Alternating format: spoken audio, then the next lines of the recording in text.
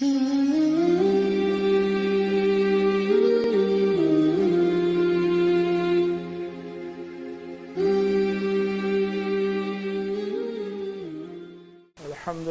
رب العالمین والصلاة والسلام علی رحمت للعالمین۔ معزز سامعین و ناظرین، آج مجھے جس موضوع پر اظہار خیال کرنا ہے وہ ہے جناب خالد مسعود علیہ الرحمہ کی کتاب حیات رسول امی کا ایک مختصر تعارف۔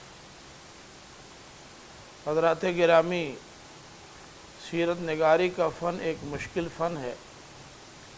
پوری ذمہ داری کے ساتھ توازن کو برقرار رکھتے ہوئے اس سے عہدہ برآ ہونا نہ صرف ایک ہی آسان نہیں بلکہ انتہائی مشکل ہے، کیونکہ عقیدت کی وجہ سے اس میں غلو کا امکان بہت زیادہ رہتا ہے، اور سیرت کی متداول کتب جن میں بہت زیادہ رتب و یابس ہے، ان کے مطالعے کی روشنی میں جو سیرت کی کتاب تیار کی جائے گی تو اس میں شاہراہ اعتدال سے ہٹ جانے کا خطرہ بھی بہت زیادہ رہے گا۔ بلا شبہ سیرت پر بہت ساری کتابیں اردو زبان میں ایسی ہیں جنہیں اس موضوع کی اہم ترین کتابیں قرار دیا جا سکتا ہے، اور ان کے مصنفین نے جس حزم و احتیاط اور ذمہ داری کے ساتھ قلم اٹھایا ہے اس پر وہ داد و تحسین کے مستحق ہیں۔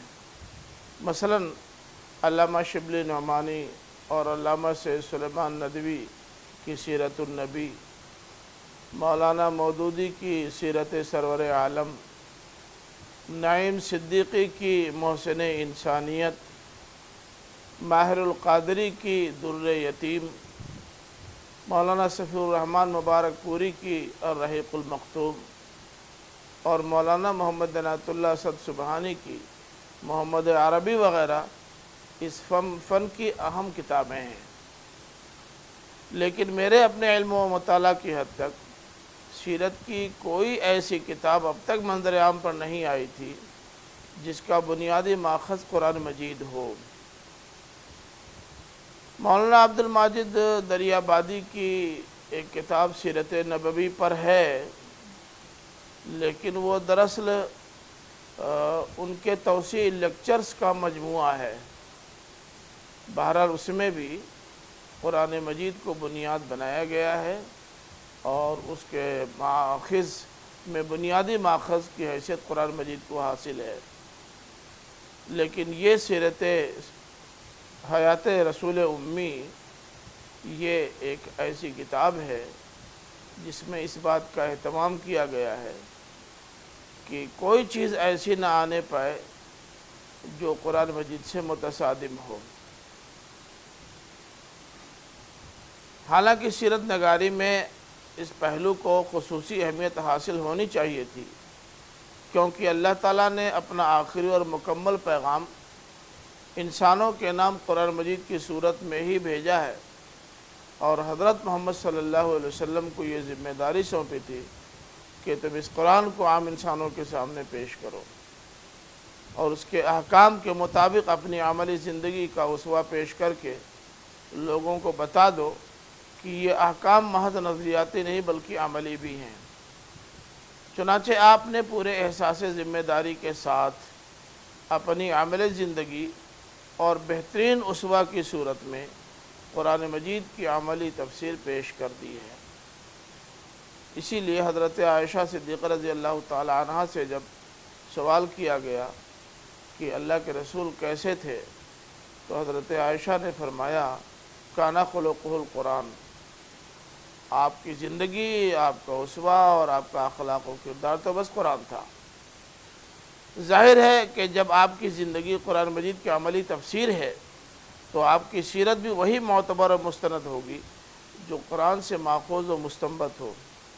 انتہائی مسرت کی بات ہے کہ مولانا امین حسن اصلاحی کے شاگرد رشید جناب خالد مسعود صاحب نے اس ضرورت کو محسوس کیا اور نبی کریم صلی اللہ علیہ وسلم کی ایک اہم اور معتبر سیرت قرآن مجید کی روشنی میں تیار کر دی۔ مرحوم خالد مسعود صاحب قرآن مجید اور سنت نبویہ سے خصوصی شغف اور تعلق کی بنیاد پر بجا طور سے اس کے اہل تھے، فجزاہم اللہ احسن الجزا۔ سیرت کے طالب علموں کو اچھی طرح سے معلوم ہے کہ سیرت کی عام کتابوں میں اللہ کے رسول صلی اللہ علیہ وسلم کی سیرت کا شخصی پہلو تو بہت نمایاں کیا گیا ہے، لیکن آپ کی سیرت کا نبوی پہلو دبا دبا سا ہے۔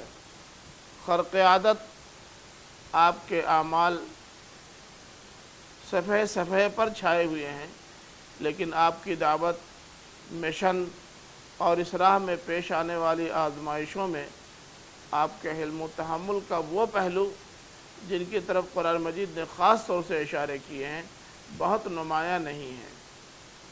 جناب خالد مسعود علیہ الرحمہ کی کتاب حیات رسول امی میں یہ پہلو سب سے زیادہ نمایاں ہے، اور فی الواقع ایک نبی و رسول کی اصل سیرت یہی ہے۔ اس کتاب کے مطالعے سے جہاں نبی کریم صلی اللہ علیہ وسلم کی حیات قبل از بعثت، نبوت کے مکی دور اور نبوت کے مدنی دور پر روشنی پڑتی ہے، وہیں تاریخی پس منظر کے حوالے سے تخلیق آدم اور منصب رسالت، نظام نبوت و رسالت، مرکز توحید خانہ کعبہ کی تعمیر و دعائے ابراہیمی، بنی اسرائیل میں ایک عظیم رسول کی آمد کی خبر، بنی اسماعیل کی تولیت بیت اللہ اور بنی اسماعیل کو بنی اسرائیل پر ترجیح دینے کے اسباب جیسے موضوعات پر بھی سیر حاصل بحث کی گئی ہے۔ بعض اور موضوعات بھی ہیں جن پر قرآن مجید نے خصوصی توجہ دی ہے، لیکن سیرت کی کتابوں میں وہ عموماً نظر انداز کیے گئے ہیں۔ مثلا فرشتوں اور جنات کی پوزیشن، قرآن اور قدیم صحف سماوی میں فرق کا اعتراض، تفضیل انبیاء کی بحث، ہجرت اور نقل مکانی میں فرق، عذاب الہی کے بارے میں اللہ کا قانون، ہجرت کے بعد قریش پر عذاب نہ آنے کی علت، صلح کے ماحول میں دعوت دین، بعثت کے عام تقاضے، دنیا چھوڑنے کا انتخاب اور رسول اللہ صلی اللہ علیہ وسلم کے حقوق وغیرہ۔ لیکن اس کتاب میں ان موضوعات پر مدلل اور تفصیلی تحریریں موجود ہیں۔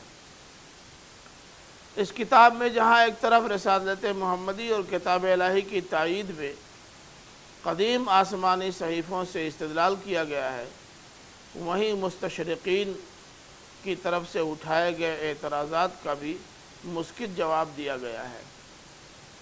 اس کتاب میں آخری رسول صلی اللہ علیہ وسلم کی بعثت، اس کی خصوصیات و امتیازات سے متعلق قدیم آسمانی صحیفوں میں جو پیشین گوئیاں تھیں، ان کے حوالے سے حضرت محمد صلی اللہ علیہ وسلم کی نبوت و رسالت کا اثبات اس طرح کیا گیا ہے کہ نہ تو کہیں زبردستی استدلال نظر آتا ہے اور نہ بنی اسرائیل کے لیے اس استدلال کے بعد فرار کی کوئی گنجائش نظر آتی ہے۔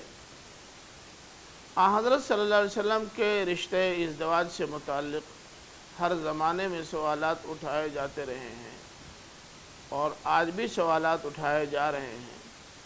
اس کتاب میں ان سوالات سے بھی تعارض کیا گیا ہے اور تاریخی حوالوں کے ساتھ ان کے جواب دیے گئے ہیں۔ کہیں بھی قرآنی بیانات اور عقل و فطرت کی رہنمائی کو نظر انداز نہیں کیا گیا ہے۔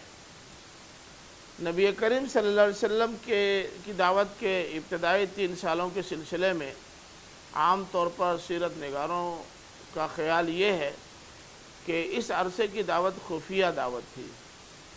خالد مسعود صاحب نے اپنی اس کتاب میں اس سے شدید اختلاف کیا ہے۔ وہ ان ماہ و سال کو دعوت کی خفیہ دعوت ماننے کے لیے تیار نہیں ہیں۔ وہ ٹھوس علمی دلائل سے یہ ثابت کرتے ہیں کہ رسولوں کی زندگی میں خفیہ دعوت کا کوئی مرحلہ سرے سے ہوتا ہی نہیں۔ حکمت دعوت کے تقاضے سے اسلوب دعوت میں مراحل کے لحاظ سے فرق تو ہو سکتا ہے، لیکن کسی مرحلے کی دعوت نبوی کو خفیہ دعوت قرار دینا بالکل درست نہیں ہے۔ نبی کریم صلی اللہ علیہ وسلم کی دعوتی زندگی میں مخالفین کی طرف سے جو اعتراضات کیے گئے اور آپ پر جو الزامات لگائے گئے، ان تمام کا تسلی بخش جواب اس کتاب میں ملے گا، خواہ وہ شاعری اور کہانت کا الزام ہو، قرآن کے انسانی کاوش ہونے کا الزام ہو، آپ کی ساحری و جنون کا الزام ہو، یا غربت دور کرنے کے لیے عوام کی توجہ کو اپنی جانب مبذول کرانے کا الزام ہو۔